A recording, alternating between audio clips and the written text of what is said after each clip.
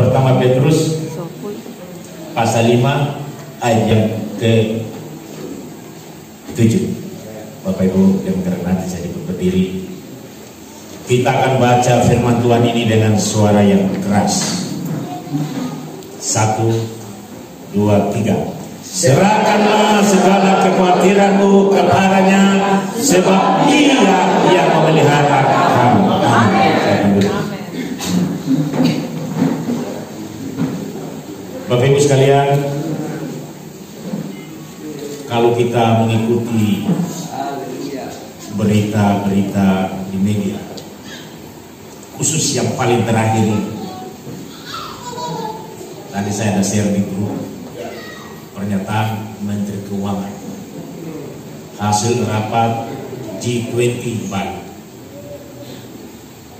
Para ahli memastikan bahwa tahun 2023 maksud saya, dunia akan gelap.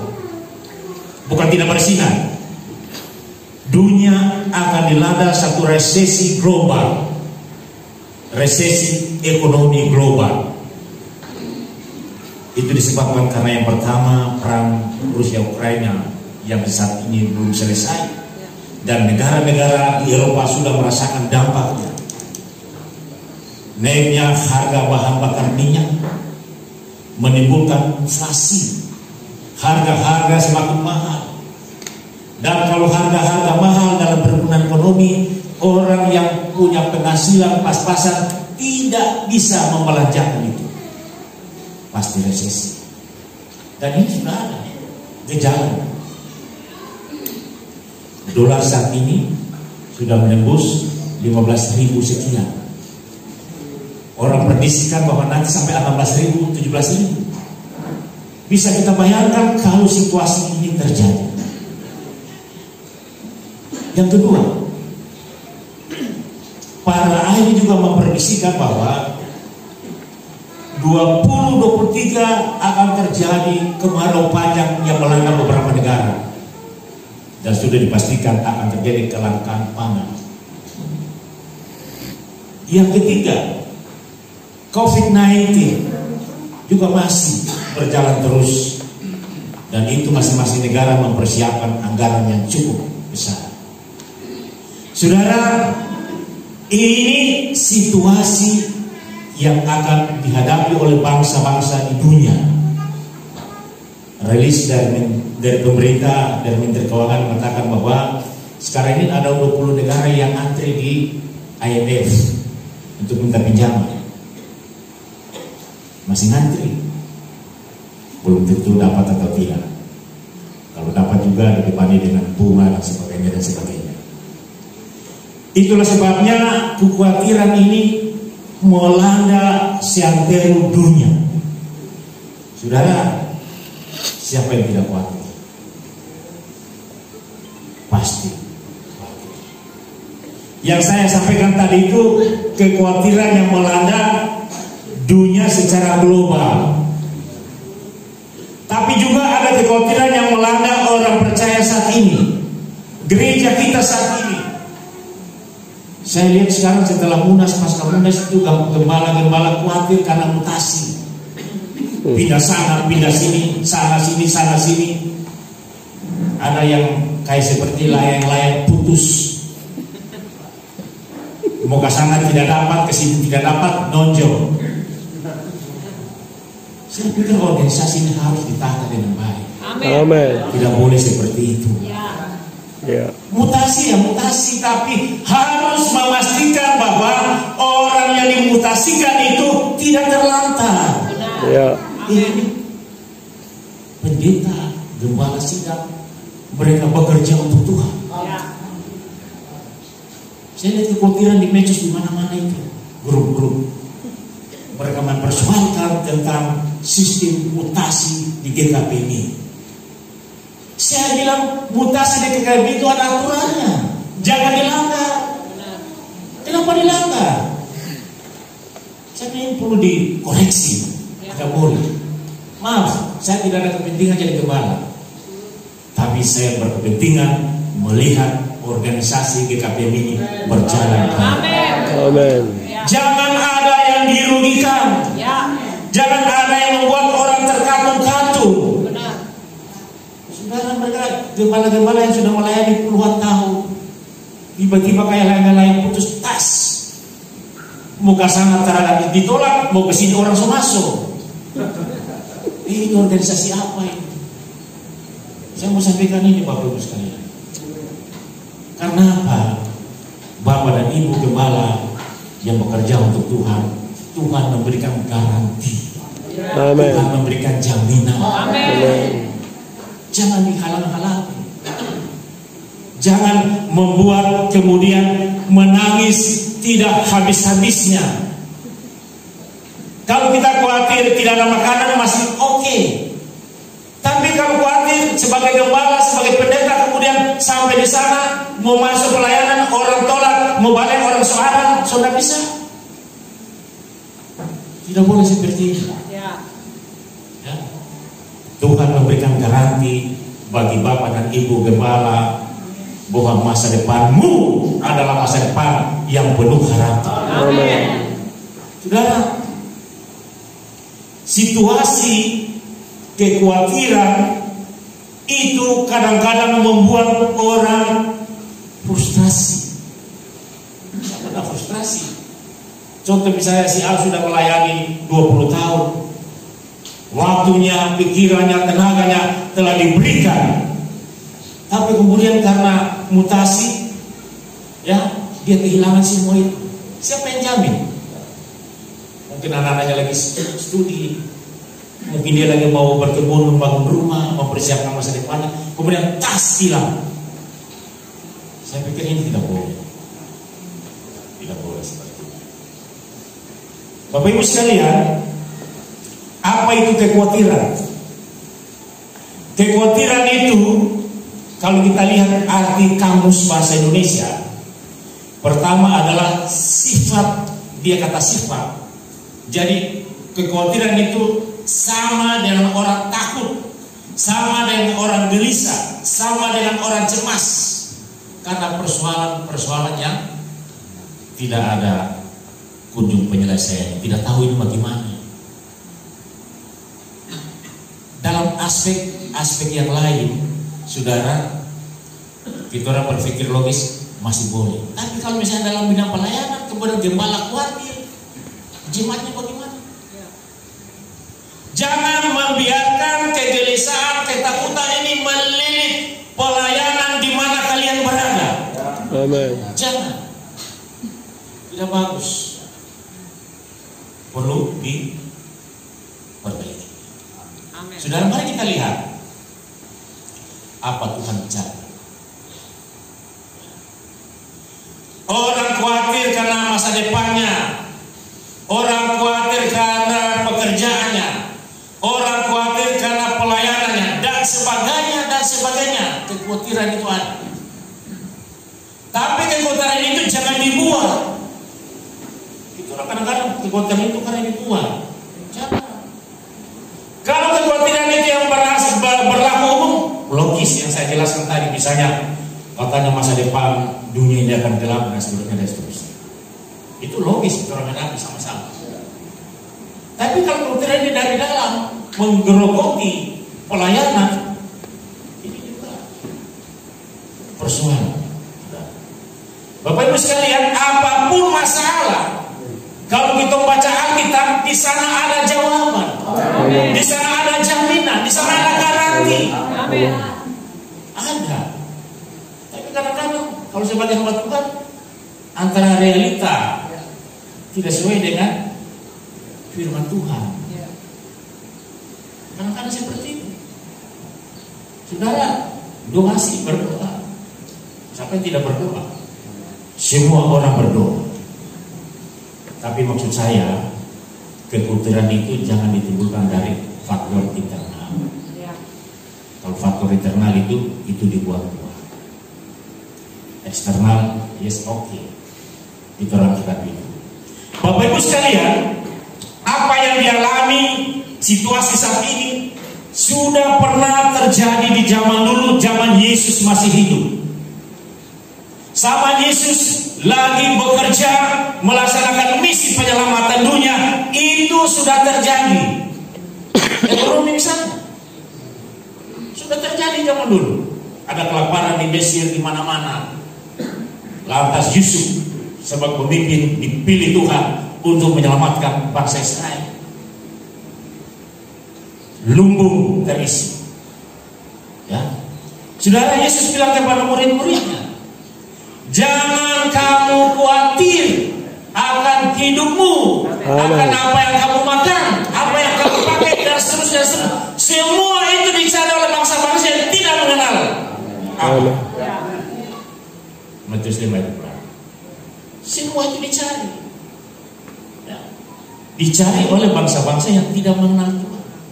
Jadi kita khawatir yang maksud saya eksternal, jaminan Tuhan sudah. Tapi yang saya mau tadi yang internal ini, yang di dalam ini organisasi ini, jangan buat-buat. Ya. Biarlah proses itu berjalan sebagaimana aturan yang ada. Jangan halangi, jangan hambat. Karena semakin dihambat nanti semakin merambat. Akibatnya apa? Orang yang kehilangan tadi haknya, dia cari tempat lain. Rugi tidak organisasi? Rugi. Contoh misalnya, saya kasih contoh misalnya, ada di Halmahera Barat sudah ada. Terjadi. Di Sulawesi Utara mudah-mudahan tidak ada. Dan saya bantu belum ada. Tapi kita harus berikhtiar mengantisipasi semua ini supaya jangan nanti merambat internal organisasi. Bapak-Ibu sekalian, kekhawatiran itu ternyata sudah ada zaman dahulu. Soal makanan, soal pesanan, pangan sudah ada zaman dahulu. Tapi Tuhan bilang jangan khawatir. Amen. Artinya orang percaya itu dilarang khawatir. Ya. Amen. Tidak boleh khawatir. Karena kita punya Tuhan. Amen. Yesus itu adalah jaminan masa depan kita. Amen. Dia adalah Allah yang dahsyat, Allah yang berkuasa. Dia memberikan jaminan. Saudara, satu waktu ini saya cerita lagi, semua sudah tahu nih, mengingatkan di balik Petrus ini. Saat waktu Petrus ini bertanya sama Yesus. Petrus ini murid yang hebat, cerdik dan kritis. Dia bilang begini, Guru, kami semua sudah meninggalkan segala-galanya. Keluarga kami, ladang kami, pekerjaan kami, semuanya kami tinggalkan. Apa yang dapat kami dapat? Logis, ini yang selalu ditanya. Ini yang selalu direnungkan oleh para gembala sidang. Pasti saya juga tanya begitu. Komplain, tanya di hadapan Tuhan. Tuhan, apa yang harus saya dapat? Apa masa depan saya bagaimana? Saya tanya kepada Tuhan. Dalam doa, bukan cerita di tetangga. Anda cerita di tetangga, biasanya jadi panjang itu ceritanya. Tanya pada Tuhan, berdiskusi, berkomunikasi dalam doa. Amin. Karena doa itu membuka koneksitas kita dengan Allah, koneksitas kita dengan Tuhan. Amin. Berdoa, tanya dalam hati, dalam perenungan spiritual, tanya itu pada Tuhan. Petrus tanya, Guru, saya dan teman-teman ini sudah tinggalkan semuanya. Keluarga kami tinggalkan, pekerjaan kami tinggalkan, ladang kami tinggalkan. Apa yang akan kami peroleh dari Engkau? Ini yang dicari. Ini yang selalu direnungkan. Gembala-gembala sidang di perintisan, waktunya, pikirannya, tenaganya habis untuk melayani. Habis. Bapak Ibu, di kota kita ini masih enak-enak. Saya pernah ke Papua, ke perbatasan di sana, Papua Nugini dan Indonesia. Ada jemaat perintisan di sana. Sekarang saya lihat sudah ada jemaat yang besar. Di rumah itu, rumah umum di Gitar satu. Saya pernah ke Kau, Tuguis. Saya tidur di atas tanah ini, kami kebangunan rohani di sana. Saudara, mereka itu menderita, tetapi tidak putus asa, tidak khawatir, karena percaya Yesus itu adalah jaminan. Amin. Kita punya Tuhan. Amin. Ya. Bapak Ibu di Perintisan, jangan putus asa. Ya. Jangan pesimis. Jangan takut. Karena Tuhan bilang sama Petrus, hai Petrus, engkau dan semuanya, karena aku, karena Injil, meninggalkan segala sesuatu milikmu. Aku berkata, hari ini engkau akan peroleh 100 kali lipat. Bukan 10 kali lipat. Ya. Bukan 5 kali lipat. Ya. 100 kali lipat. Artinya apa? Hidup kita tidak akan berkekurangan, kita diberkati. Amin. Saudara, ini perlu untuk merenungkan kembali Bapak dan Ibu di bidang pelayanan. Saya tidak bukan gembala sidang, tapi saya paham itu. Bagaimana perenungan spiritual itu Bapak dan Ibu lakukan setiap hari. 2 kakak, 3 kakak, 4 kakak, 5 kakak, percaya berikut Tuhan akan kirim semuanya berlipat kali ganda. Amin. Amin. Ini adalah Pak Peter mana? Kami kebangunan rohani di sana, pulang 14 kakak masuk. Amin. Amin. 14 kakak. Yang semulanya bilang sama saya, Pak, soal di sini gimana? Tinggal 4 kakak. Ih, kemana? Dorang pergi ke tempat lain. Tapi kemudian saya cek lagi, sudah sepulang. Waktu kami di sana, bertambah lagi 14 kakak. Amin. Amin. Amin. Jangan khawatir, jangan takut, jangan pesimis. Kita punya Tuhan yang hebat. Amin. Yesus itu Allah yang hebat. Ya. Ketika kita sakit, Dia mampu menyembuhkan kita. Amin. Karena Dia Allah Yehova. Amin. Ketika kita berkekurangan, Dia cukupkan itu karena Dia Allah Yehova. Amin.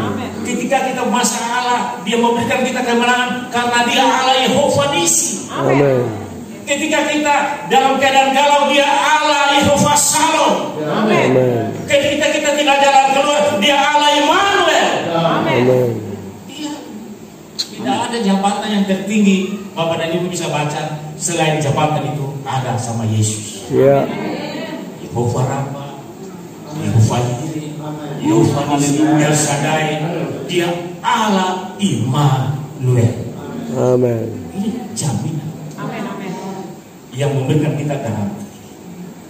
Saudara, kepada Petrus, hei Petrus, engkau karena aku dan karena Injil telah meninggalkan segala sesuatu milikmu, ladamu. Aku berkata hari ini engkau akan memperoleh kembali 100 kali lipat. Amin. 100 kali. Saudara, saya mau bersaksi sedikit supaya ada pembanding. Kalau hanya ngomong begini tidak ada pembanding, baik, itu cuma firman. Firman itu hidup. Amin. Firman itu menghidupkan saudara. Amin. Di pelayanan, di perintisan. Beda itu. Saudara, saya di DPR itu 15 tahun. Apa yang saya tidak dapat, semua saya dapat. Makanya enak. Jalannya tinggal naik pesawat, tidur di hotel tinggal ada yang bayar.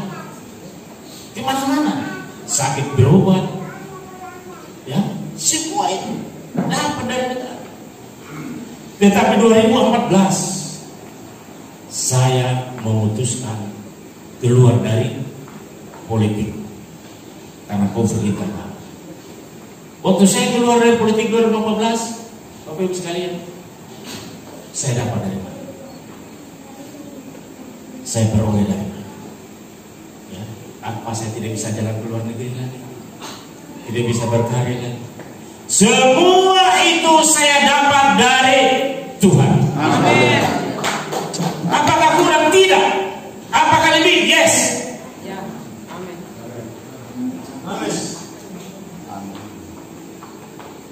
renungan spiritual saya percaya Bapak dan Ibu juga bisa lakukan. Amin. Pegang tangan Tuhan. Amin. Jangan lepas.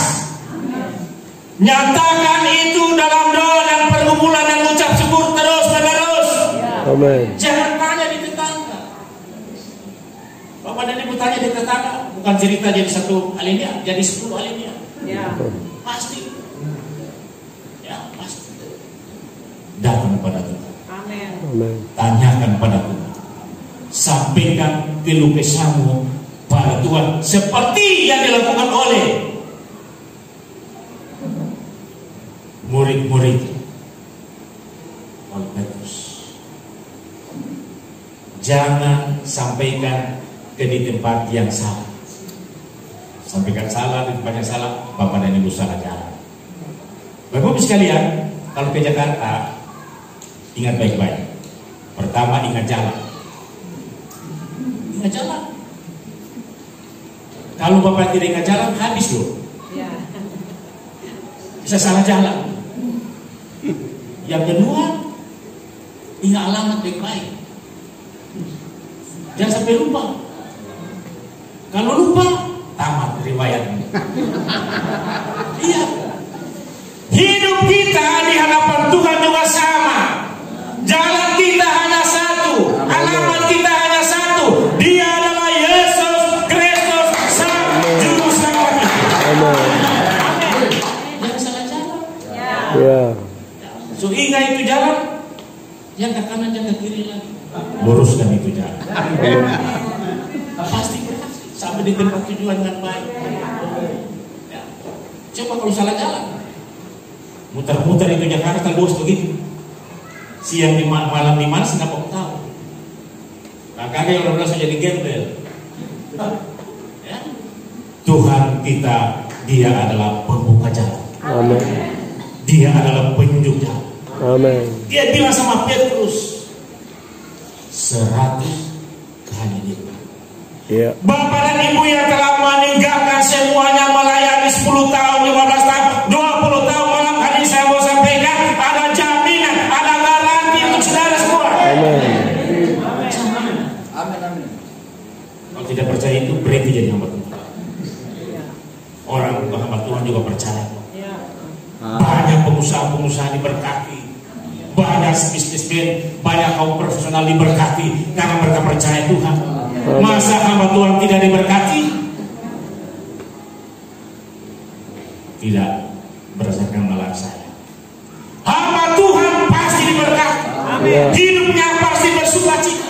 Amin. Pasti dimenangkan. Itu hamba Tuhan. Hamba Tuhan. Hamba artinya kita mengabdi pada Tuhan. Ya. Ya. Tuhannya siapa? Tuhannya Yesus. Hamba Tuhan. Saudara, saya tidak pernah lewat khotbah, tapi ini message yang saya harus sampaikan. Pesan. Sudah mari kita lihat Mazmur 91 ayat 5. Dikatakan, engkau tidak usah takut terhadap kedahsyatan malam, Amin. terhadap bahana yang terbang di waktu siang, Ya. terhadap penyakit sampar yang berjalan di dalam gelap, terhadap penyakit menular yang mengamuk di waktu petang. Sebab malaikat-malaikatnya akan diperintahkan kepadamu untuk menjaga engkau di segala jalanmu. Kemudian begini, Tuhan akan memerintahkan malaikat-malaikat menjaga Bapak dan Ibu dan saya. Amin. Jangan takut. Ya, jangan takut. Ini firman Tuhan. Mazmur 53 ayat 3. Serahkanlah khawatirmu kepada Tuhan, maka Ia akan memelihara engkau. Tidak selama-lamanya dibiarkannya orang benar itu goyah. Amin. Tuhan tidak akan membiarkan Bapak dan Ibu. Ya. Amin. Tidak. Amin. Kalau sampai hari ini kita bisa fellowship, itu bukti penyertaan Tuhan. Amin. Jadi bagaimana mengatasi kekhawatiran kita? Hanya satu. Serahkan itu pada Tidak ada jalan lain. Jangan tanya tentang kiri kanan. Jangan status di medsos. Jangan. Tanya pada Tuhan, datang pada Dia, karena Dia adalah Allah pemberi jalan. Amin. Demikian terima kasih.